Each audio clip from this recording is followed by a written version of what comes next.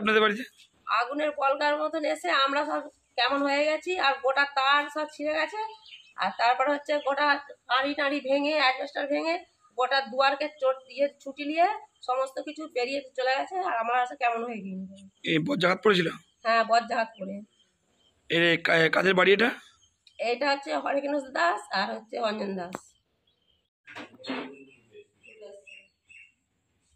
এখানে লাইন মতো ছিঁড়ে দিয়ে গায়ে ফেলছে আমার, চটচট করে পড়ছে আমার। আর কিছু না, এমনি ঘোরা যাওয়া হবে, আমরা এখানেই রয়ে গেলাম। হ্যাঁ হবে তো, একবার ডাক্তার একটু দেখি। যখন এসছে না, আমরা তখন সেই আগুনের মতো গলানো চললো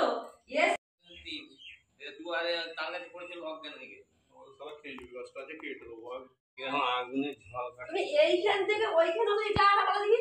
হ্যাঁ ওইখানটা গেছে, দেখো ওখানে তুলে দিয়ে চলে গেছে সিমেন্ট গুলো। দেখো এইখানটা ফাটিয়ে তুলে নিয়ে আমাদের পত্র যা যায় যা, এটা মানুষের কাছে কারেন্ট যা আছে হয়ে যাবে, আর হয়ে যাবে না। কিন্তু এটা তো বিরাট এটা আবার কেটে দিতে বলতে বলা।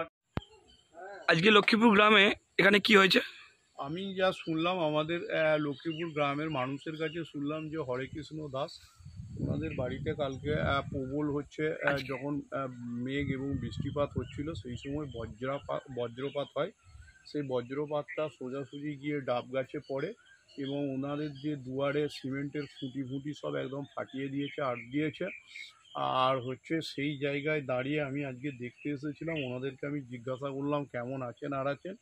ওনারা প্রত্যেকেই ভালো আছেন এবং ওনাদের একটা মেয়ে আছে, সেই মেয়েটার কানটা একটু সমস্যা দেখা দিয়েছে। আমি ওনাদেরকে বললাম যে ওনাদেরকে ডাক্তারখানা নিয়ে যাবেন। আর আমি হচ্ছে আপনাদের কাছে বালি অঞ্চলের সমস্ত মানুষের কাছে এবং আমার যারা এই খবরটা দেখবেন তাদের কাছে আমার অনুরোধ যে মেঘ ধরলে আপনারা নিরাপদ স্থানে গিয়ে দাঁড়াবেন, কোথাও ফাঁকা জায়গায় দাঁড়াবেন না। আর হচ্ছে আর বাড়ির বাচ্চাদেরকে ঘরে রেখে অন্তত ঘর বন্ধ করে থাকবেন। আর এই কালবৈশাখীর ঝড় ওঠা মাত্রই নিরাপদ স্থানে থাকবেন। আর এনাদেরকেও আমরা বলছি যে যদি কোনো আপনাদের কোনো সমস্যা থাকে আমাদেরকে জানাবেন, আমরা যতটা পারি সম্ভব আমরা চেষ্টা করব আপনাদের সাহায্য সহযোগিতা করার। যদি কোথাও ডাক্তারখানার এইসব নিয়ে যেতে হয় সেই জায়গায় আমি বলবো। আপনার নাম? আমার নাম রঘুনাথ সাঁতরা, বালিগ্রাম পঞ্চায়েত প্রধান।